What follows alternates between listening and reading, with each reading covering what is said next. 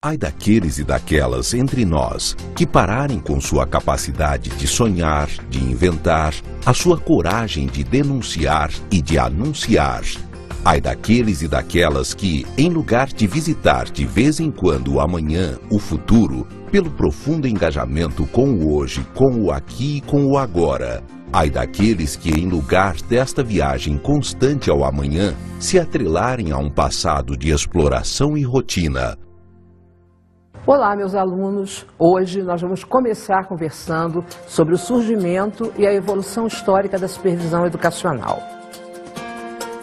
Essas palavras do Paulo Freire, tão bonitas sobre a relação entre o passado e o futuro, nos deixam muito claro que precisamos olhar para o futuro, mas precisamos também ter, em alguns momentos, uma preocupação com o passado. Ele é determinante em tudo que nos acontece. Isso aconteceu com a supervisão educacional. As origens, nós não vamos nos detalhar profundamente, não vamos fazer disso uma aula de história, mas é importante que a gente perceba por que a supervisão ganhou essa conotação de controle que ela teve mais tarde. Nós vamos ainda conversar sobre isso. Bom, então vamos voltar lá para a antiga Roma, para a Grécia, e vamos encontrar um início da supervisão educacional, primeiro, preocupada com o funcionamento dos estabelecimentos escolares. No momento posterior, os censores, que não trabalhavam só com o censo, mas trabalhavam também com o controle e com a fiscalização do trabalho dos professores. Mais adiante, nós temos os próprios inspetores, não é? Aqueles que controlavam e, de uma certa forma, vigiavam aquilo que o professor fazia. Está muito claro aí que a supervisão educacional foi adquirindo aos pouquinhos esse viés de controle e de fiscalização. Isto está presente no próprio conceito etimológico do termo. Se vocês observarem, supervisão, super, sobre, visão, olhar. Ora, o nosso amigo supervisor acaba sendo aquele que olha de cima, que olha sobre o trabalho do supervisor. Bem, do nosso professor. A gente tem um conceito muito conhecido e muito clássico que eu quero trazer para vocês, que é o conceito do imidio nerice. Vamos ver o que o Nerice fala sobre o que é a supervisão educacional.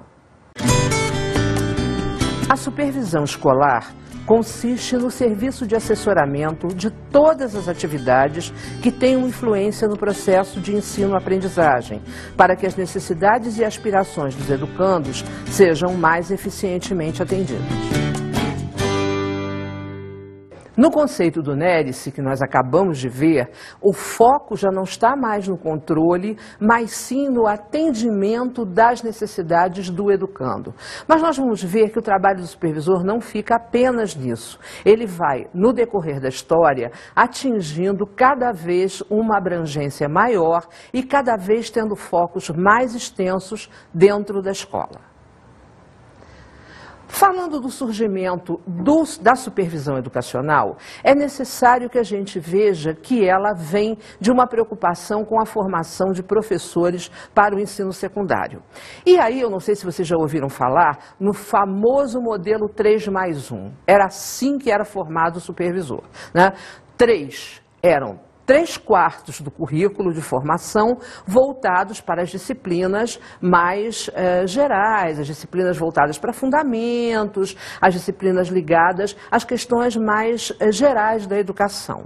E o +1 correspondia, então, à formação do professor. Era a conjugação de bacharelado e de licenciatura. Bem, o professor licenciado, ele trabalha no magistério, ele vai para a sala de aula. E era isso que o supervisor fazia, fundamentalmente no ensino normal.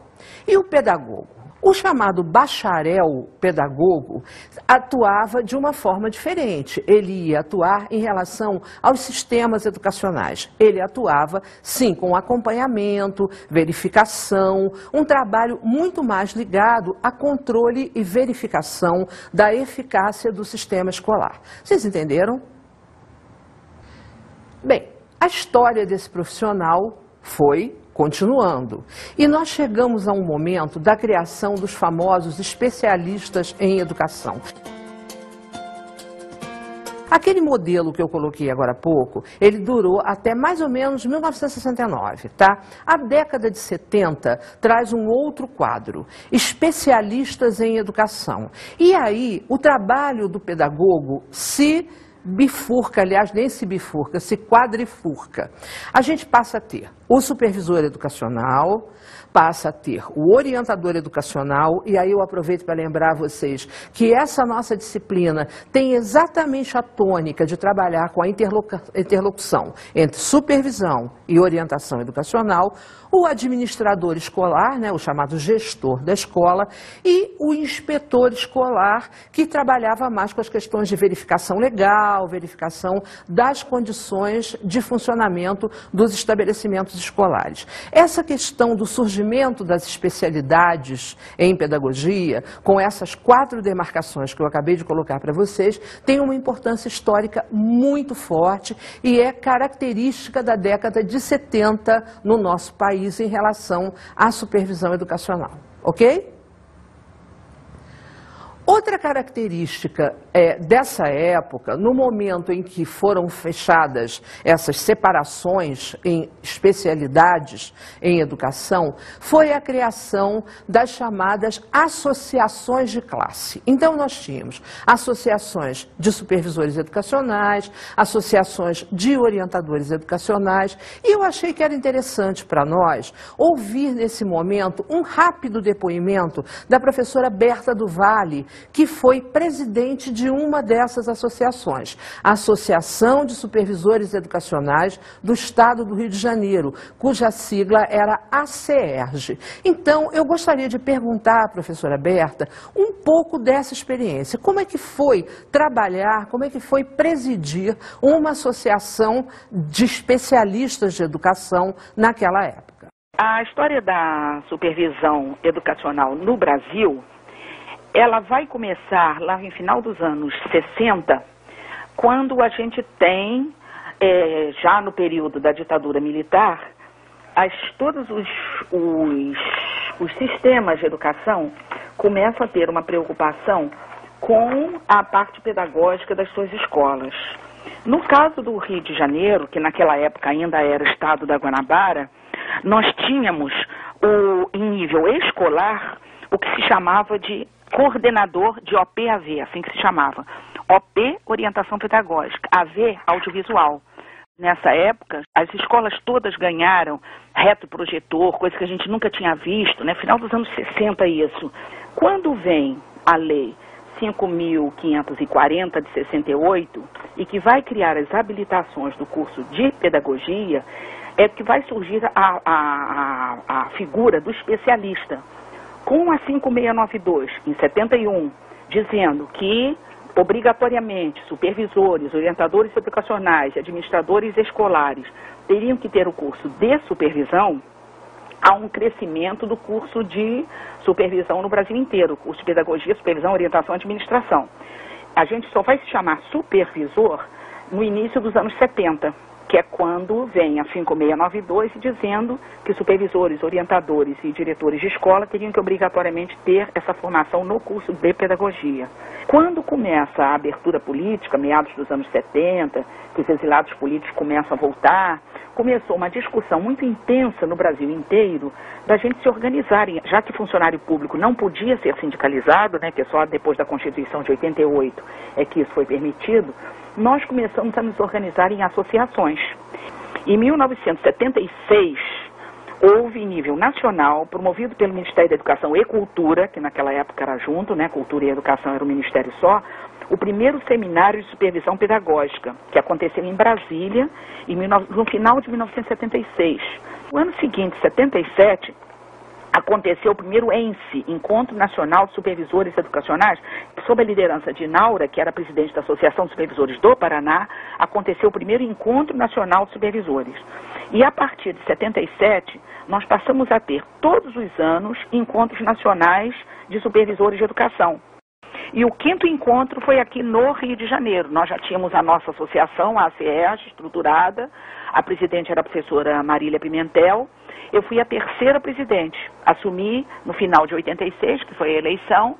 e tive 2 mandatos consecutivos, 2 anos, fui reeleita mais 2 anos, e como estávamos com essa grande discussão nacional de fusão com as associações de orientadores e de professores, por decisão da Assembleia dos Supervisores do Estado do Rio, eu tive uma prorrogação de mandato por mais 1 ano, porque justamente nós estávamos discutindo a extinção da entidade para a gente se juntar com as outras entidades.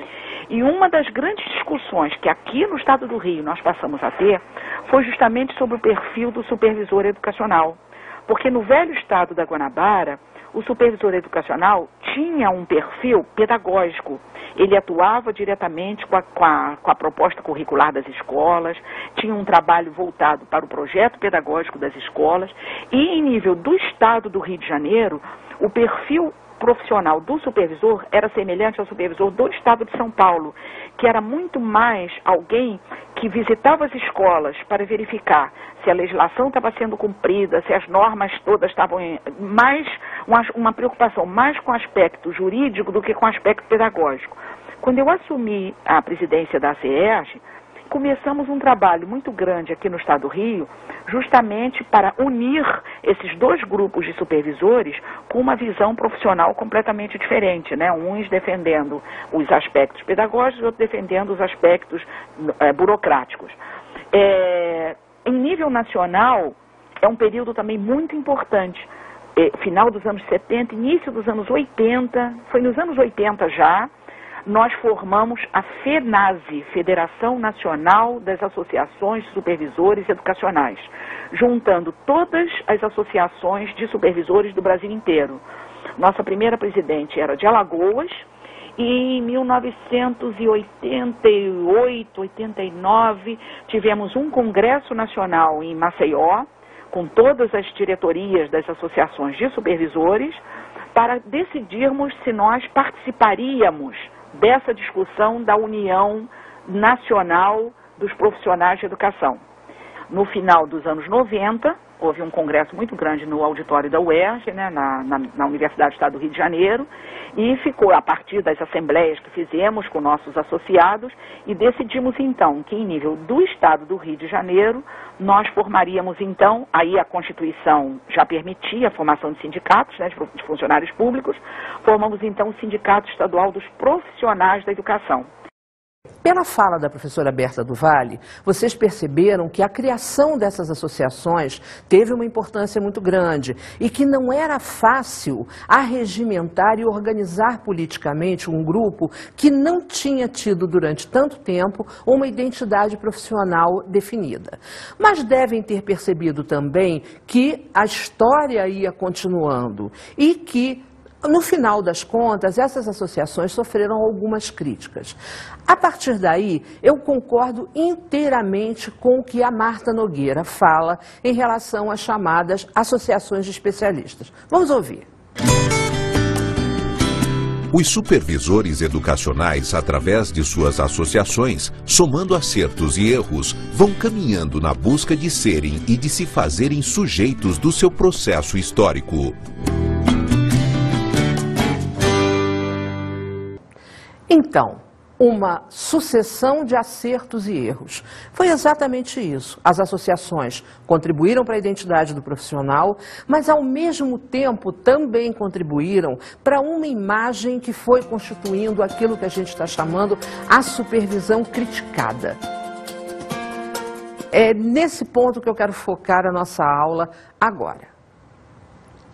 Com o correr do tempo, passada a década de 70, chegada a década de 80, que foi uma década de abertura política do Brasil, né, a partir da distensão pós-ditadura, a supervisão educacional começou a receber uma quantidade enorme de críticas, assim como as associações, né? Dizia-se que o supervisor era um técnico frio, distante da sala de aula, um feitor do professor, que as associações só tinham contribuído para que esse distanciamento entre o saber e o fazer na educação, entre o saber, que era representado pelos especialistas, e o fazer, que era representado pelo professor de sala de aula, tinham acentuado essa distinção, tinham aumentado esse vácuo. E tudo isso fez com que a supervisão se sentisse, em determinados momentos, muito criticada e muito acuada. Isto acabou provocando o final das associações, né? As associações de supervisores e de orientadores, no correr da década de 80, acabaram se diluindo e se juntando às associações de representação de professores, sindicatos, né? As associações representativas do movimento político dos educadores no Brasil. Essa questão é muito polêmica, algumas pessoas acham que foi ruim para a supervisão educacional que isso tivesse acontecido. Eu não penso dessa maneira, tá?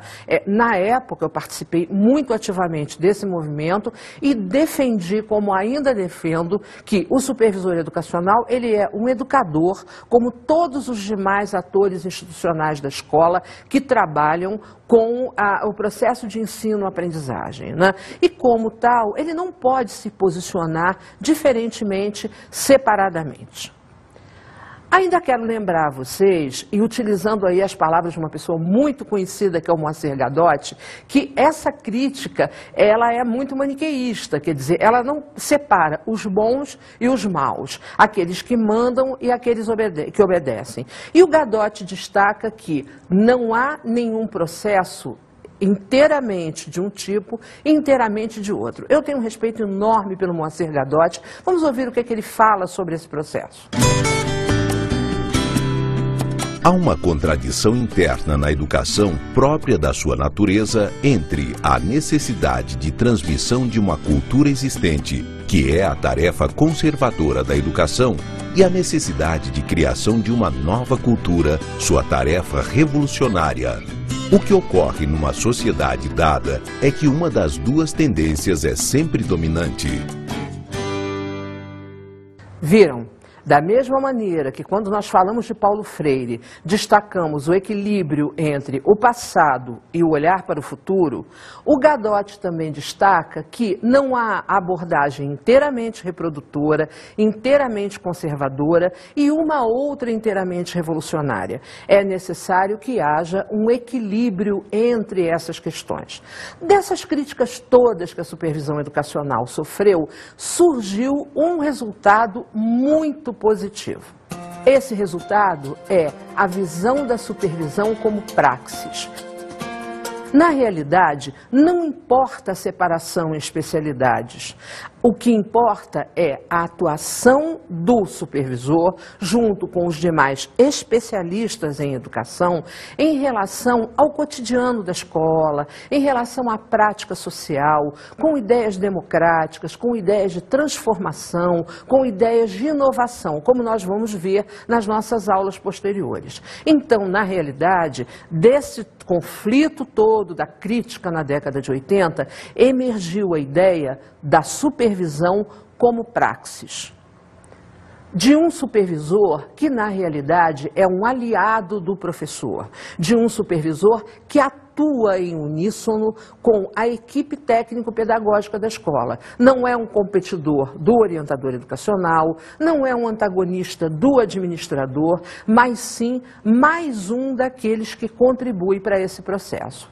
E para ilustrar isso, eu vou pegar como vinheta um trechinho da Mary Rangel. Ela está incluída várias vezes na bibliografia das nossas aulas, do nosso curso, e vamos observar como é que a Mary fala desse processo da praxis, desse processo flexível e integrado da supervisão com os demais membros da escola.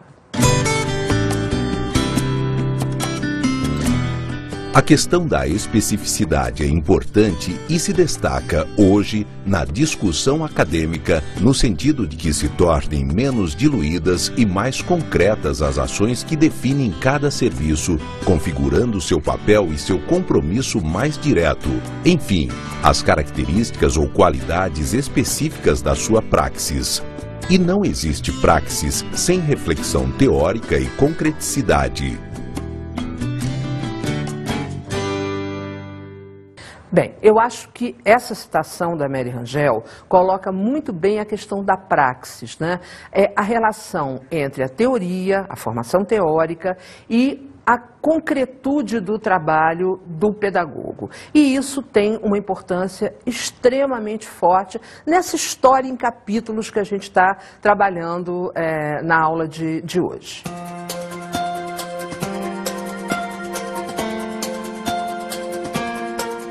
Nesse contexto, começa-se a falar na base comum nacional e na questão da base docente para o trabalho do supervisor.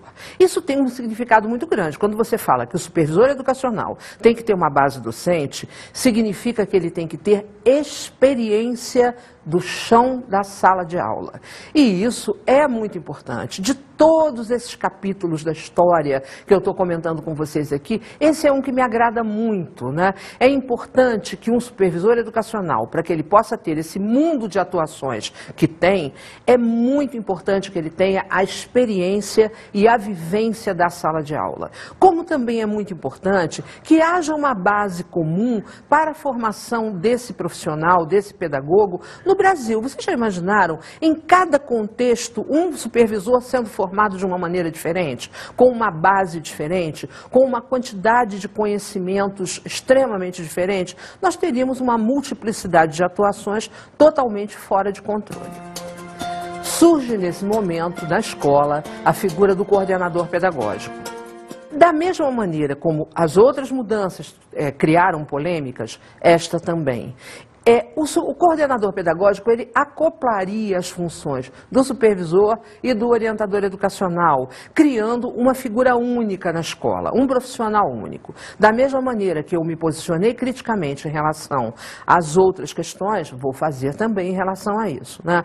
Eu sou muito reticente, eu tenho muitas dificuldades em perceber esse acoplamento. Eu acredito de verdade que supervisor educacional e orientador educacional tem perfis próprios, tem atribuições próprias e tem uma série de ações conjuntas. Obviamente que não são profissionais que atuam de maneira divergente, de maneira conflitante, mas os dois não são miscíveis, quer dizer, eles não podem ser misturados numa única pessoa, numa única figura, que seria o da coordenação pedagógica.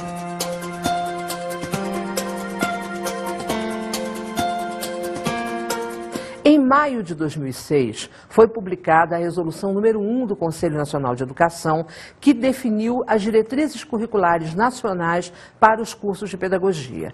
Essa é a mudança mais recente que a gente tem e é desta forma que os cursos de formação de pedagogos estão se estruturando no Brasil nesse momento. Eu destaquei uns 3 pontos muito importantes da resolução, já que ela é extensa, para que nós pudéssemos observar juntos. Vamos ver então? Resolução do Conselho Nacional de Educação número 1, de 15 de maio de 2006, artigo 4º. Formação de professores. Para exercer funções de magistério na educação infantil e nos anos iniciais do ensino fundamental, nos cursos de ensino médio, na modalidade normal, de educação profissional na área de serviços e apoio escolar e em outras áreas nas quais sejam previstos conhecimentos pedagógicos. Bem, essa já é uma grande mudança, né? Vocês podem perguntar, onde está o bacharel?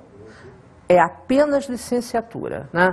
O nosso pedagogo é agora licenciado em atividades de magistério para os anos iniciais do ensino fundamental e para a educação infantil. Acabou a referência ao bacharelado nessa resolução. Resolução Conselho Nacional de Educação número 1, de 15 de maio de 2006, artigo 2º, parágrafo 1º. Docência como ação educativa e processo pedagógico, metódico e intencional construído em relações sociais, étnico-raciais e produtivas, as quais influenciam conceitos, princípios e objetivos da pedagogia. Esta parte da resolução é muito favorável e muito importante. Eu gostaria que vocês prestassem uma atenção especial à questão da docência e às referências feitas à diversidade. Questões étnico-raciais, questões culturais, isso traz a diversidade para dentro da escola e para o trabalho do pedagogo. Resolução do Conselho Nacional de Educação número 1, de 15 de maio de 2006. Artigo 3º, parágrafo único. Para a formação do licenciado em Pedagogia é central. Inciso 1º, o conhecimento da escola como organização complexa que tem a função de promover a educação para e na cidadania. Inciso 2º, a pesquisa, a análise e a aplicação dos resultados de investigações de interesse da área educacional. Inciso 3º, a participação na gestão de processos educativos e na organização e funcionamento de sistemas e instituições de ensino. Bem, eu destaco daí o conhecimento da escola, destaco a palavra cidadania com muita ênfase, destaco a palavra pesquisa, na realidade é a visão do pedagogo como de todo o educador, como um pesquisador constante da sua prática, como aquele que cria conhecimento e, finalmente, se vocês olharem este artigo com atenção, vão perceber que o trabalho do supervisor educacional está aí preservado, né? A atuação em sistemas educacionais, a atuação em projetos. Então, embora o termo bacharel tenha desaparecido, o trabalho do supervisor continua preservado nesse contexto. Resolução do Conselho Nacional de Educação número 1, de 15 de maio de 2006. Artigo 10. As habilitações em cursos de pedagogia atualmente existentes entrarão em regime de extinção a partir do período letivo seguinte à publicação desta resolução. Este último é um resumo. Acabam as habilitações, a gente passa a ter um único profissional que, na realidade, é licenciado em pedagogia, mas com todas aquelas especificidades, peculiaridades que eu vim comentando até agora. Eu queria fazer um fechamento, eu queria alguma coisa que amarrasse o que nós falamos até agora. E aí eu fui buscar um trabalho que eu particularmente acho bastante interessante, da Antônia Medina, em relação às etapas evolutivas da supervisão educacional. E é dessa forma que eu queria arrematar essa nossa conversa. Vamos ver então como é que a Medina coloca essas etapas. A evolução histórica da supervisão educacional. Ação supervisora voltada para o ensino primário. Esse foco na educação primária mostra para a gente o início do trabalho do supervisor e aquela etapa mais conservadora, mais tradicional do trabalho da supervisão educacional. A ação supervisora industrial, ela está mostrando o período mais fiscalizador, mais rígido da supervisão. Quando a autora usa a palavra industrial, ela está se referindo ao supervisor da fábrica, né? Aquele que controla, aquele que fiscaliza o trabalho dos operários. Ela estabelece uma analogia disso com a fiscalização feita pelo supervisor educacional na escola. Ação supervisora como forma de treinamento e orientação marca o trabalho do supervisor treinador e capacitador. Sabe aquele supervisor que trabalhava muito com as reciclagens de professores, cursos, seminários, né? Era aquele supervisor que adquiria no contexto o papel de formador dos formadores, quer dizer, ele era o professor maior dos professores. Em resumo, esse é o significado. A ação supervisora como questionamento das últimas décadas corresponde àquele momento em que a supervisão, depois de muito criticada, parou. olhou para trás e foi forçada, de certa maneira, a avaliar os seus acertos e erros, e foi também levada, e esse é um movimento muito positivo, a fazer aquela ação crítico-reflexiva em relação à sua própria prática. Infelizmente, isso demorou muito na supervisão, né? Ela passou muito tempo como um profissional neutro, como profissional que não olha para a sua própria prática, tecnicista, fiscalizador. Nesse momento, que é um momento de ruptura e, portanto, um momento difícil, houve a necessidade de questionar, de repensar, e daí veio uma coisa muito bonita, que é a última etapa que a autora cita. Na ação supervisora e o conceito repensado de escola, o que a gente tem é a ação moderna do supervisor. Aí aparecem as palavras praxis, cidadania, relação crítica com a comunidade, abertura democrática, cumplicidade entre o supervisor e os demais membros da escola, de que nós já falamos antes. Então, é uma visão diferente de escola. Não mais a escola fechada, o supervisor trancado na sua sala, exercendo as suas funções técnicas. É uma ação ativa, uma ação moderna, e é esta ação que eu espero que vocês consigam desenvolver como supervisores educacionais.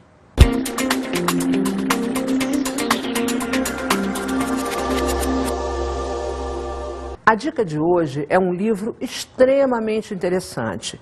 9 olhares sobre a supervisão, Celestino Alves da Silva Júnior e Mary Rangel, organizadores, editora Papiros. São 9 artigos, 9 autores. O livro é organizado pelo Celestino Alves Júnior e pela Mary Rangel e é um belíssimo complemento para a nossa aula de hoje. Aproveitem a dica e até a próxima aula.